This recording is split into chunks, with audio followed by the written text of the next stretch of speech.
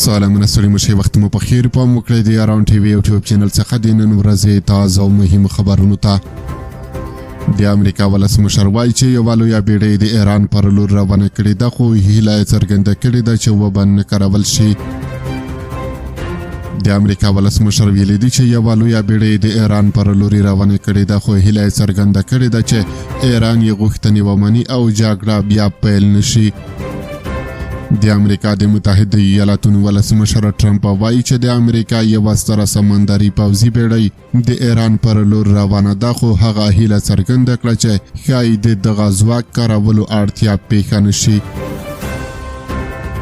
د امریکا ولسمشر ټرمپ د سویس په داووس ښار کې د نړیوال اقتصادي فورم په غونډه کې له ګډون وروسته امریکا ته د ستنېدو پر مهال په ایر فورس ون الوتکه کې له خبریالانو سره په مرکه کې وویل چې یو لوی پوځي ځواک د ایران پر لور روان دی.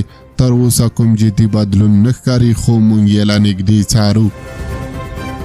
نوموړي دغه ادعا هم وکړه چې په ایران کې له 800 زیات اعدامونه درولي دي. د امریکا ولسمشر ټرمپ وویل د پنجشنبې په ورځ یې په ایران کې د 830 کسانو اعدامونه درولي دي چې ډېری یې ځوان نارینه وو. د امریکا ولسمشر ادعا وکړه چې نوموړي ایران ته ویلي وو که تاسو دغه کسان اعدام کړئ نو پر تاسې به داسې سخت برید وشي چې تر اوسه به مو نه وي لیدلی او د ایران پر اټومي پروګرام برید به د هغې پرتله ډېر عادي ښکاري.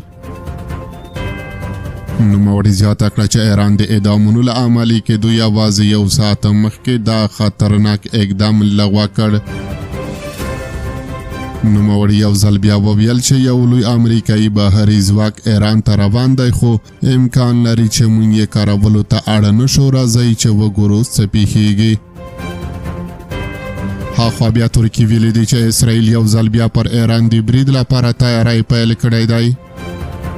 د ترکیې د بهرنیو چارو وزیر هاکان فیدان وایي اسرائیل یو ځل بیا پر ایران د برید هڅه کوي.